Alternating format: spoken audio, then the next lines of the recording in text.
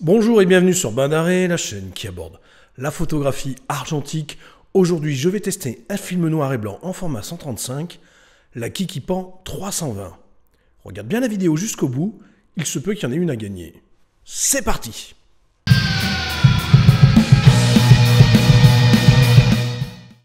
Je ne vais pas avoir une tonne d'informations à fournir sur ce film peu connu, si ce n'est qu'il est fabriqué en Allemagne, que sa sensibilité nominale est de 320 ISO, ce qui est peu courant, et qu'il permet de faire 36 expositions. La Kikipan a la réputation d'avoir un grain bien marqué et un contraste fort, mais sur ce dernier point, j'ai quelques doutes. Concernant le grain, là en revanche, ça tire plus sur le gravier que sur le grain de sable. Le design soigné ravira tous les fans de matou et de dorure à chaud. Enfin, ce film peut être développé avec les principaux révélateurs que l'on trouve sur le marché, lesquels figurent à l'intérieur de l'emballage, au milieu des chats. J'ai testé ce film en lumière naturelle et au flash en studio avec mon Pentax Spotmatic. Je n'ai pas la possibilité de mettre 320 ISO sur la molette de mon boîtier, j'ai donc utilisé une cellule à main pour faire toutes les mesures d'exposition. J'ai développé ma pellicule dans de l'Ilfosol 3 de chez Ilford pendant 8 minutes 15 à 20 degrés. Surprise, à la sortie de cuve, je trouve le film très terne. Sans contraste, bien que ce soit l'une des particularités de ce film.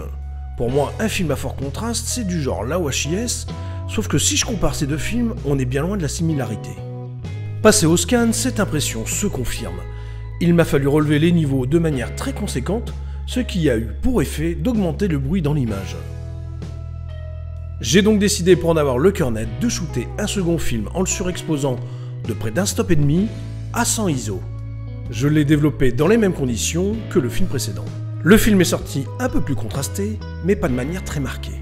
Il n'en reste pas moins que les images, une fois retouchées, ont beaucoup moins de bruit. J'ai donc prévu deux diaporamas successifs, l'un à 320 ISO, l'autre à 100. S'en suivra trois comparatifs montrant le grain en fonction de la sensibilité d'exposition. Je te laisse découvrir tout ça en images. C'est parti!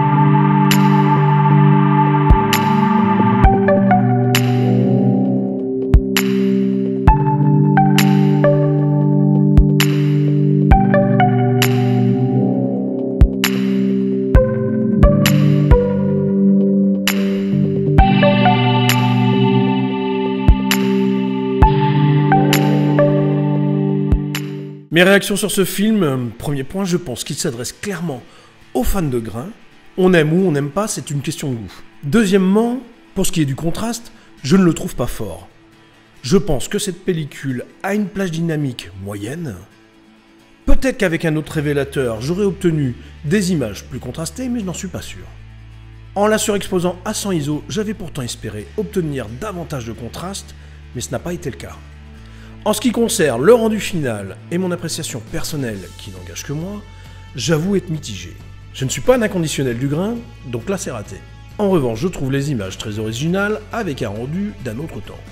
Sur les natures mortes, en studio, j'ai le sentiment qu'elles ont été prises il y a des décennies et je trouve ça très intéressant. Les portraits sont également particuliers en extérieur, on obtient de bons résultats. Par contre, au flash en studio, ce n'est pas un film que je recommanderais. Enfin, en architecture, j'aime beaucoup le rendu, là aussi qui me fait penser aux images anciennes, et du coup, je le trouve très adapté sur ce type de sujet. Cette pellicule t'intrigue et tu souhaites la tester à ton tour, eh bien, je fais gagner à l'un ou l'une d'entre vous une KikiPan 320. Pour ça, c'est très simple, il suffit d'être abonné à la chaîne, je t'inviterai à le faire si ce n'est pas fait, et de laisser un commentaire à cette vidéo. Je procéderai à un tirage au sort le 3 mai de ceux qui auront laissé un commentaire. Alors tente ta chance. Cette vidéo est maintenant terminée, j'espère qu'elle t'aura plu, si c'est le cas n'hésite pas à la liker. Je te dis à bientôt et d'ici là, porte-toi bien. Ciao!